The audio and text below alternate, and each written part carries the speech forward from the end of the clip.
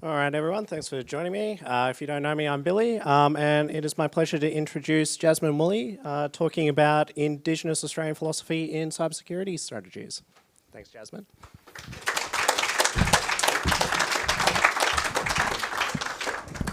Well, thank you everyone for coming today. My name is Jasmine Woolley, as you all already know, and I'm here today to talk about applying Aboriginal and Torres Strait Islander philosophy to cybersecurity strategies. Now, you may not be aware, but this is my first ever presentation at a cybersecurity conference. And I'm a little bit nervous, so please take it easy on me and leave your heckling till the end. So, before I deep dive into this really complex topic, I would like to take a moment to acknowledge the traditional custodians of the land that we are gathered on today, the land of the Yugambeh people. I would like to pay respect to the elders past, present and emerging, and I extend that respect to First Nations people in attendance today. I would also like to thank the First Nations men and women who have took the time to help contribute to this speech. Their support has been truly invaluable. Now, before I go any further into my research, I just want to take some time to talk about my research focus and my history. So, I recently completed a Bachelor of International Relations, majoring in Language and Culture at Bond University. I am now studying a Masters of National Security Policy Studies, majoring in Cyber Warfare and Counterterrorism at ANU. I will be doing my master's thesis on applying First Nations philosophy to national security strategies, and I'll also be doing my PhD on the same topic. I was honoured to be selected as one of 7 Australian women to receive the National Security College Scholarship for Women, sponsored by ASIO, ASIS, ASD, DIO, ONI, and a bunch of other letters. The 100% scholarship recognised me as a standout leader in security with a diverse background and skill set that can help advance Australia's national interests. I'm a governance, risk and compliance security advisor for Trustwave, and I recently interned as a counterterrorism specialist at the Southcom Latin America Counterterrorism Group in the United States. Now, in 2021, I was fortunate enough to be selected for an initiative called Project Friedman. And Project Friedman is sponsored by ASD and Women Speak Cyber. Now, the project chose 20 Australian women who are future cybersecurity leaders and funded public speaking training to speak at a cybersecurity conference. Now, as part of Project Friedman, I was really fortunate to receive professional mentoring from a company called Batum Solutions to help in the creation of today's speech. And I was encouraged to think about my speech in accordance with where I am now in life and my knowledge as a proud Torres Strait Islander woman. In consultation with Pip Jenkinson and Jack Rees, who are the co-founders of Batum Solutions, we arrived at the conclusion that cybersecurity strategies can be strengthened by harnessing Aboriginal and Torres Strait Islander philosophies. Now that I've gone through a little bit of that backstory, let's talk about the research focus for today. Now, the research focus is that cybersecurity strategies can be strengthened by utilising an Aboriginal and Torres Strait Islander philosophies. Now, the reason I use the word philosophies here is because each tribe and each clan has a unique set of knowledge and cultural practices. However, I will refer to this today as philosophy because there are a core set of strengths that we can see across all First Nations groups. Now, to demonstrate the research focus, I'll first start by explaining what I mean by First Nations philosophy and cybersecurity in the context of this speech. I will then discuss 3 elements of Indigenous philosophy, including ethics, autonomous regard, and moral wisdom and adaptability. So, I will then expand on this link and discuss my viewpoints of why I think it would be advantageous to consider this knowledge in First Nations in cybersecurity strategies. Now, to end the topic, I want to provide some practical points of consideration for everyone in the room to take away. So, with that being said, What exactly do I mean by First Nations philosophy? Well, as you can see on my handy diagram, cultural practices and law, LORE, is at the heart of Indigenous beliefs. Systems, rules, and obligations are ways of living that provide guidance to First Nations people. Now, you might be wondering, what do I mean by law, LORE, versus law, LAW? Well, cultural law, LORE, has been passed down from generation to generation for the past 65,000 years. And you might have a more European connotation with that word in terms of fairy tales. But to us, this outlines our relationship to place and all things in our place. It also shows that First Nations people have a responsibility to look after the world that we live in. Again, rules, obligations, and systems. Now, those elements that I mentioned before, the adaptability, autonomous regard, ethical and moral wisdom, that all fits under rules, obligations, and systems. And it's a bit like an ecosystem, right? All of these concepts interrelate and they interconnect. Now, if we look at cybersecurity, I personally like to think of it a bit like an ecosystem. Cyber policy, trade policy, disaster and emergency response, social well-being, and healthcare all interrelate and interconnect in some way, shape, or form. Now, the things that we do in cyber have direct implications for the other policy areas on the screen. In turn, this impacts our diplomatic relations with countries. And it's much like an ecosystem. We need everything to function as best as possible at optimal efficiency, or else our diplomatic standing and our best interests can be placed at risk. Now, I'm going to talk about something called the digital divide. And while it may seem like it goes against the purpose of my speech today, I think it's really important that we as an industry recognise some of the barriers that currently exist when we try to foster diversity and talent. So, first of all, the digital divide stems from the Australian Digital Inclusion Index, and that tracks and reports on digital inclusion across the country in regards to a range of people, including First Nations, people with disabilities, and people who live below the poverty line. Now, this report did demonstrate some concerning statistics regarding the access, affordability, and availability of technology for First Nations people, and that First Nations people face significant risk and disadvantages online. For starters, 1 in 4 Indigenous people and homes don't have internet. Now, this is a barrier to education, to healthcare, and to a range of other important things that we all need in this day and age. But with the bad also comes the good, because this report also highlighted that Indigenous Australians use social media in unique ways, such as connecting between generations, connecting with culture, and connecting with Indigenous people globally. Now, statistically, the report found that Indigenous people in Australia use social media at a higher rate than non-Indigenous people, and that they adapted quicker than any other user group in the country. Now, this shows an ability to adapt and a willingness to learn if those barriers can be removed quicker. Now, speaking of adaptability, I'm going to move on to our first element.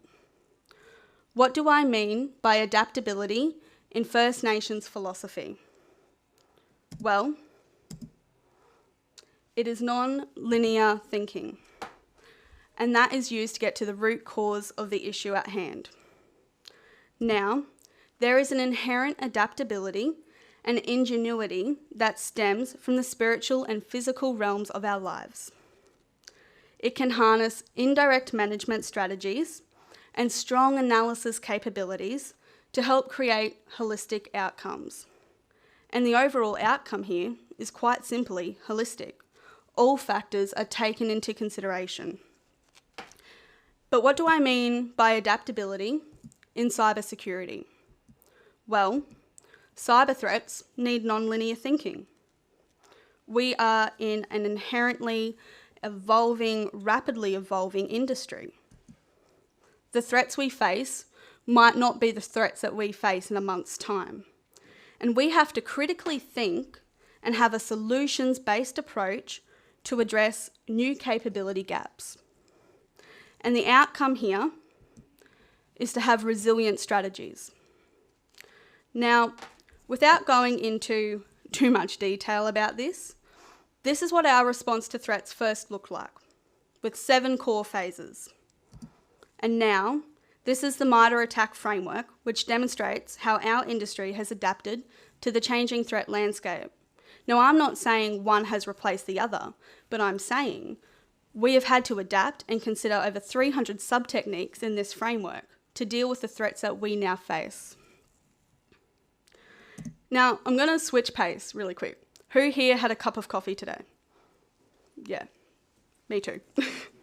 So, what was needed to make that cup of coffee? Coffee beans, milk, a cup, sugar, water.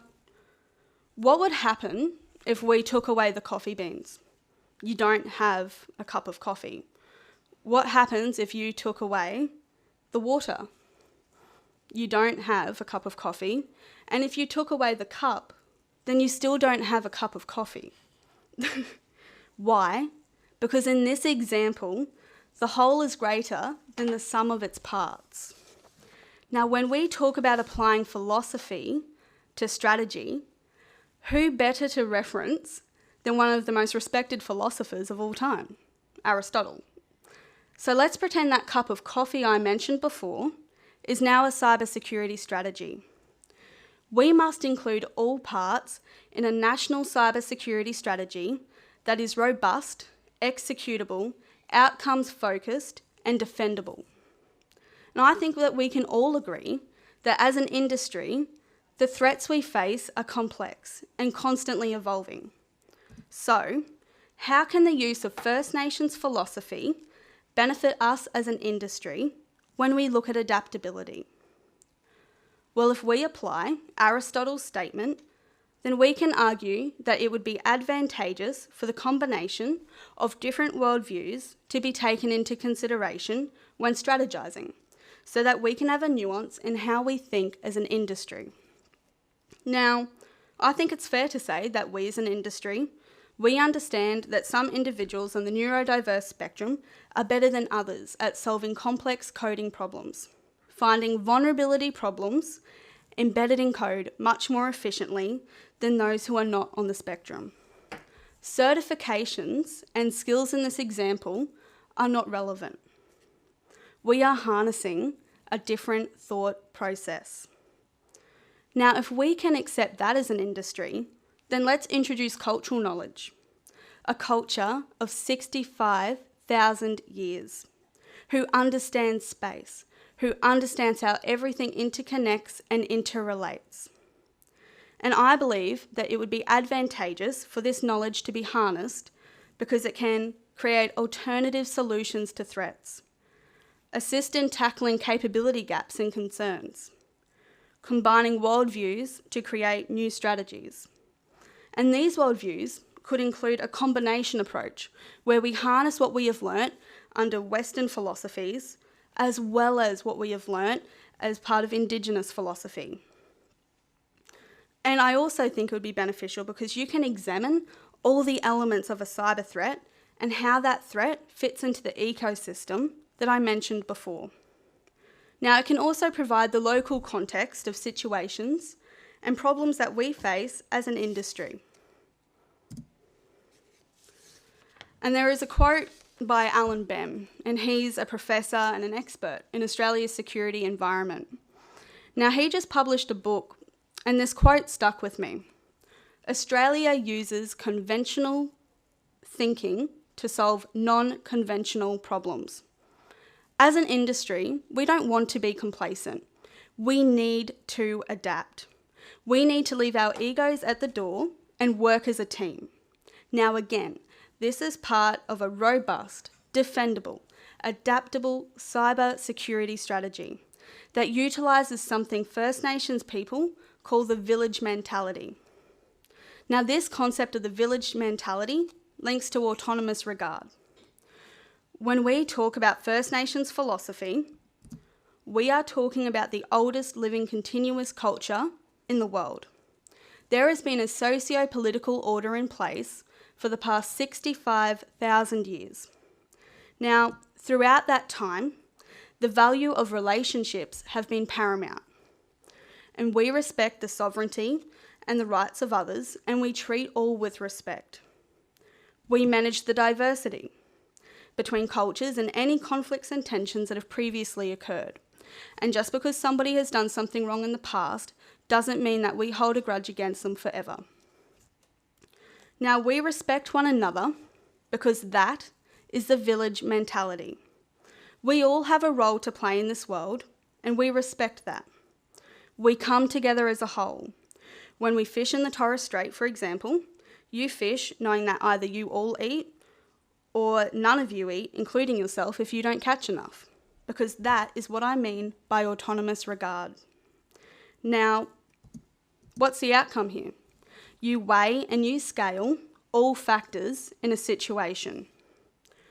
Now, if we look towards what autonomous regard means in cybersecurity, well, it means that Australia's digital autonomy suggests that we have a responsibility over regional partnerships.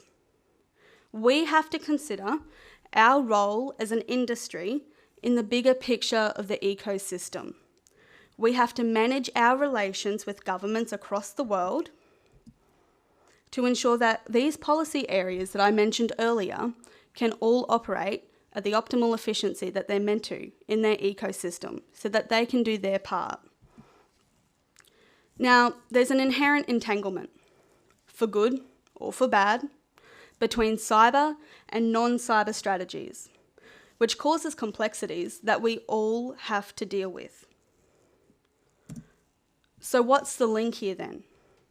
Well, as people in the cybersecurity industry, we need to consider the interests of our international partners and act with dignity and respect. Now let's harness the knowledge of people who have been doing it for the past 65,000 years, Aboriginal and Torres Strait Islander peoples. Now this can assist in managing conflicts that arise between our regional partners.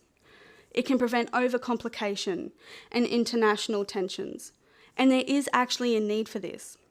The Whitlam Institute in 2020 found that Pacific Islanders feel left out of Australia's reconciliation movement.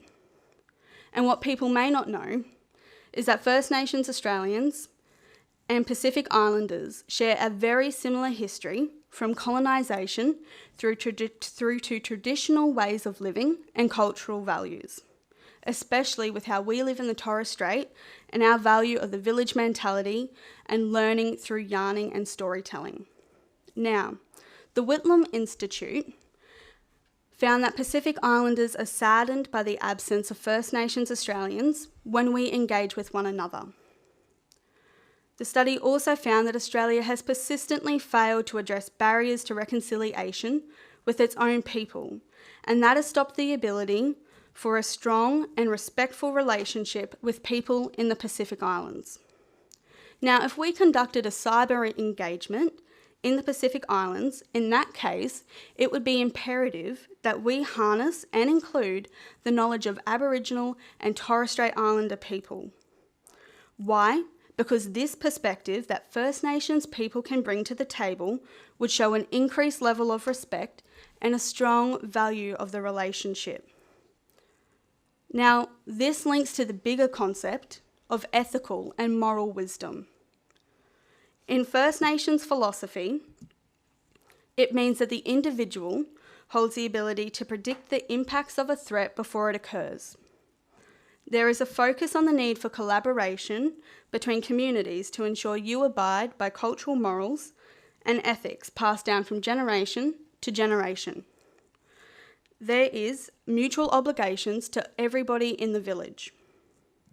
Now that builds respect, honesty, and trust. That is the outcome we need.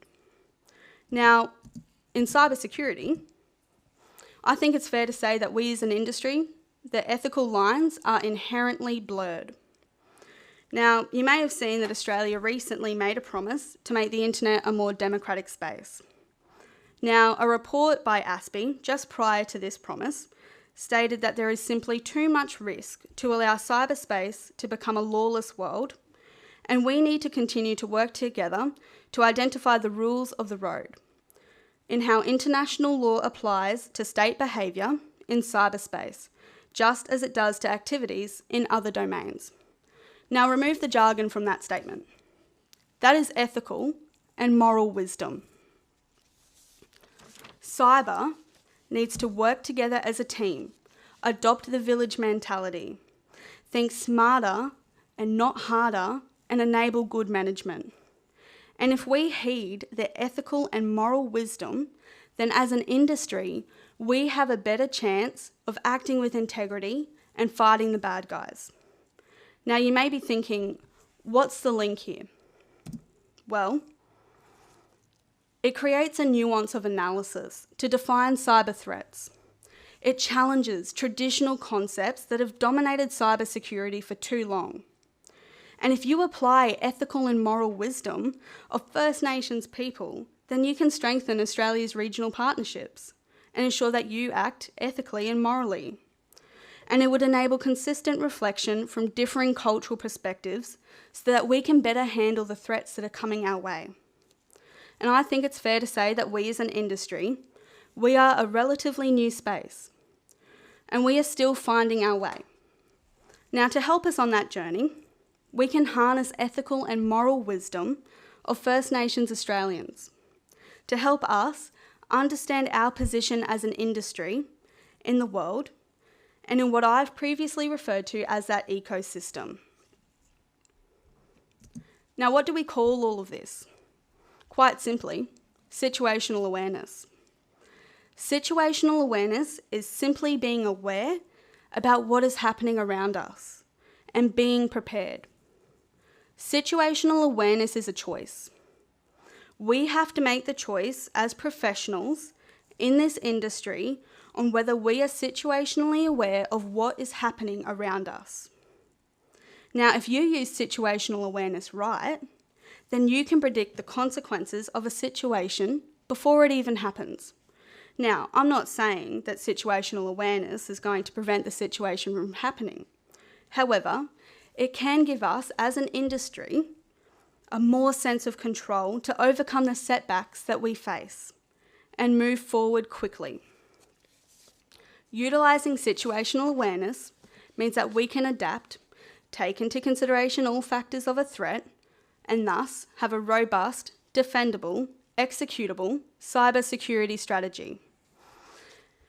Now, you might be thinking that this is really out of the left field, but let me reassure you today, there is precedent for this. The ADF, our Australian Defence Force, has multiple regional force surveillance units, and these have been in operation for the past 40 years. Now, one of those units is a unit called Norforce. Now, Norforce has been in operation since World War I. They have over 60% Indigenous Australians that make up the team, and they utilise their unique knowledge and intimate knowledge of the land to conduct reconnaissance, observation and collection to help advance Australia's national interests and stop threats. That is the value that First Nations people can bring to the table. Now, if the ADF has been using it, then what's stopping us as an industry from using it, especially when we face geopolitical threats too? And I would like to point to the picture and the fact that there's two people there holding hands casually. Now, that is autonomous regard, a value for each other and respect. That is the village mentality. Now, when I throw up a slide of the Middle East, I think we can all agree that it's a hotbed of volatility and ethical tensions.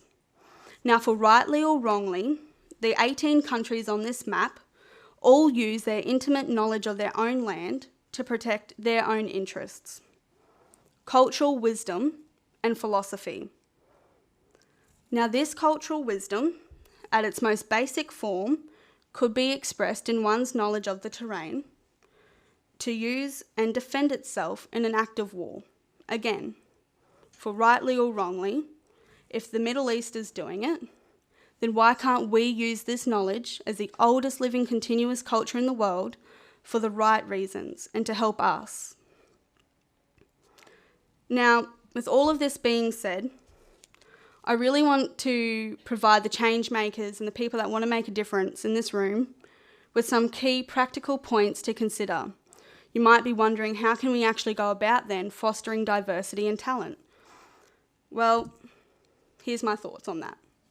Now, I was in a position not long ago, not 5 months ago, where I was in regional Queensland and finding a job was increasingly difficult because it was mandating that I work in person.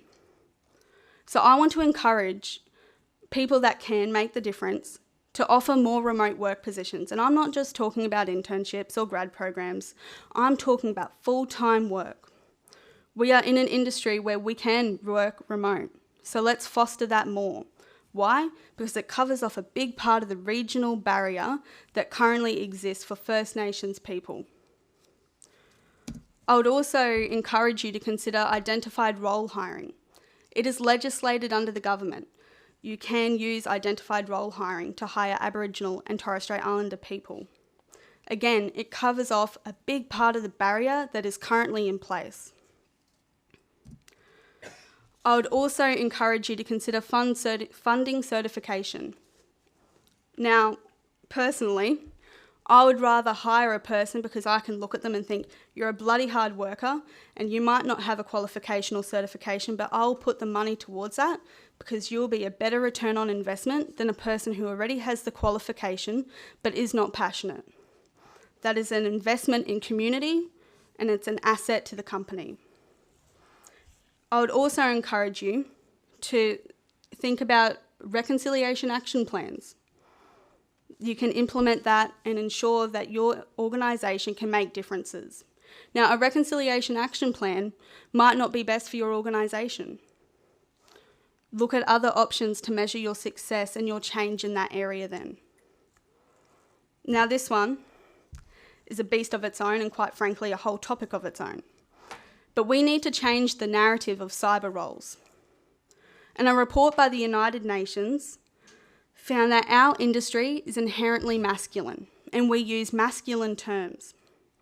Now that impacts the ability to retain staff who do not identify as male.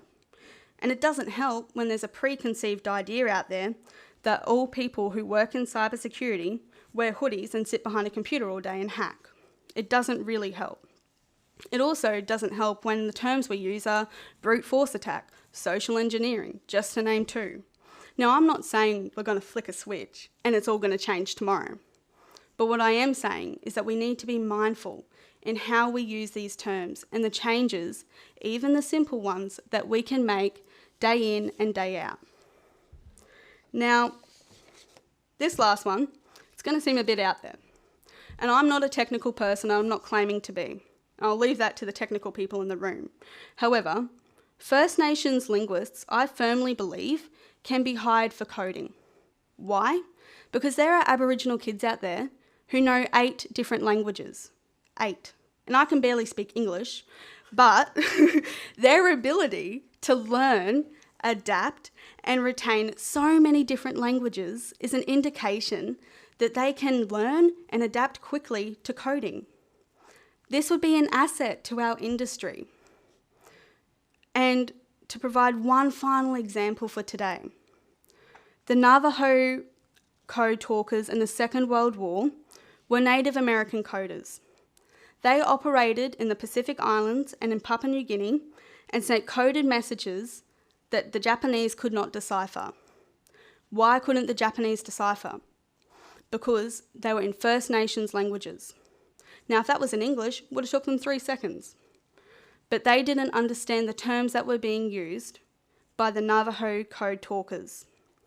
Now, this was so effective that the US government kept this operation a secret up until the 1970s because they wanted to use it again in future wars. Now, if the US government could do it in World War II, then what is to stop us now harnessing that skill and that knowledge in the cybersecurity industry? So, as we come to the end of today's discussion, I hope I've left you with some key points for consideration. But if there's one thought that I'd really like to leave you with, it's that the skills and the qualifications, they can be taught. Technology can be taught. But we need to invest in people of all different backgrounds and skill sets so that we can become stronger as an industry and gain new perspectives on emerging threats. To be bold, we need to think bold. Now, thank you for your time. I believe there's time for questions. You've been a great audience. So I'd like to open the floor.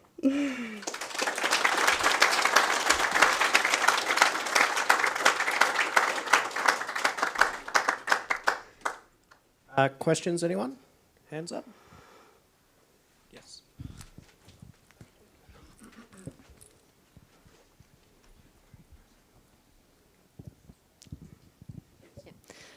Thank you. Amazing presentation. Really, really, really loved it. My question is around how can I increase my network to include more First Nations people so that when I'm looking to hire or I get lots of jobs thrown my way, and I'm big in the diversity, particularly with women in cybersecurity, but my network definitely lacks diversity and cultural background. Is there anything you could suggest to increase, I guess, the pool of people that I'm exposing myself to and potentially could bring in new candidates? Yeah, that's a really good question. Thank you for that. I think, and I was one of the people that was desperately looking for jobs. And to me, we had, I went to Bond University, we had a lot of people and employers come up to us and give us career advisory sessions, and that was really good because that was connections, that was sustainable, and it taught us something as students, and it also enabled us to maintain that for the future when you had new job opportunities pop up, and you could keep us in your mind. In terms of cybersecurity, I think there's a lot of great companies out there who know First Nations people. That's how I ended up getting hired by Trustwave. I literally put the feelers out there to Batum Solutions, and I had a contract within a week. And I'm not saying that's going to be everybody's example, but it's an example of a company with good intentions who will make the change and enable that connection and will foster that. So they can put you in contact with people that will be of asset to your company. Yeah, thank you. Anyone else? Yeah.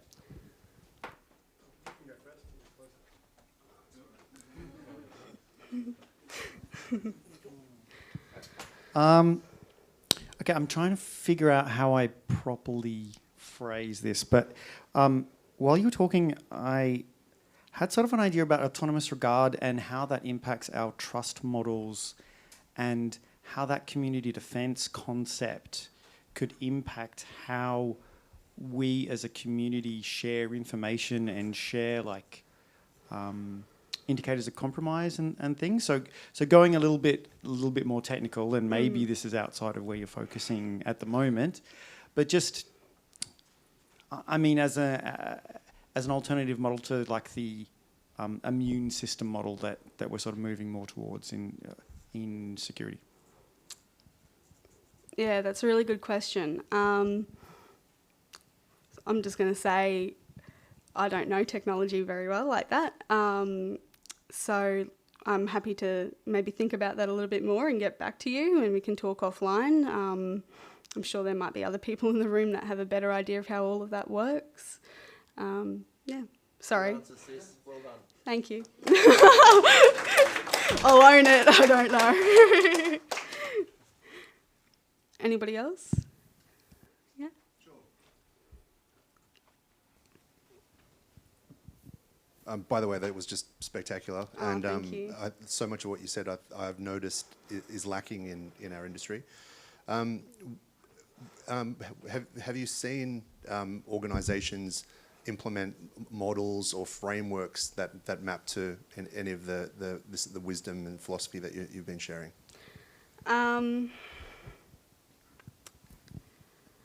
Well, so in the context of my speech, it was the term "in digital revolution" was first termed that in 2010, and that was an entire book on the value of Indigenous people and in the technological revolution and the implications of that. Apart from that, I've seen some stuff from ASPE talk about how it can be used in terms of digital sovereignty, like in a defence perspective. I haven't seen, I'm assuming Batum Solutions does quite a bit of the value of cultural philosophy and how that can translate over to cybersecurity, but I haven't seen, me personally, any concrete frameworks that have touched on it. So this is quite revolutionary for the industry to be talking about it again 10, 12 years later with a different lens. And again, as part of a bigger aspect of national security strategies, like this would just be a chapter in my book when I get to that point. And again, that's an original concept. So we see it talked a little bit more about in Canada, for example, but not in an Australian context, which is really important for the current security challenges that we face. Yeah, but it's important, and that's an issue, right? Because we don't have those frameworks in place, so we need to start looking at that and how we can analyse that more and implement that at a government level and in the private sector. Does that answer? Yeah. I hadn't heard before that only 1 out of 4 First Nations homes have internet. I think that's shocking. Can you give us any insight into what might be changing there, or if there's any progress or areas that people in this room could contribute to make a difference and an impact there? Yeah, it's a really good question. I see anyway, pieces of news come out about new things that are being provided to Indigenous communities to help them learn about cybersecurity or have access, like base level access to the internet. I know Batum Solutions has a bunch of stuff going on in that area that I'm not across, so they might have some more knowledge about what other people are doing and what they are doing. But to me, one of the things that I really want to advocate for is cybersecurity awareness training for mob, for community. And I think it is far more effective to use cultural storytelling and yarning to get the point of cybersecurity awareness training across than having a 70-page PowerPoint and you talk to them. I think that, to me, and that's something that I'm starting to implement now, it's those little things of how you can help get a message across without using traditional Western concepts that have dominated for far too long.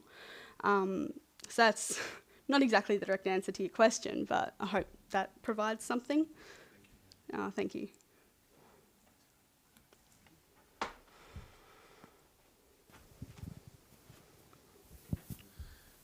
Thank you. I'll echo the other questioners and say that was a very, very impressive presentation. And thank you. Look forward to being in the main hall next year.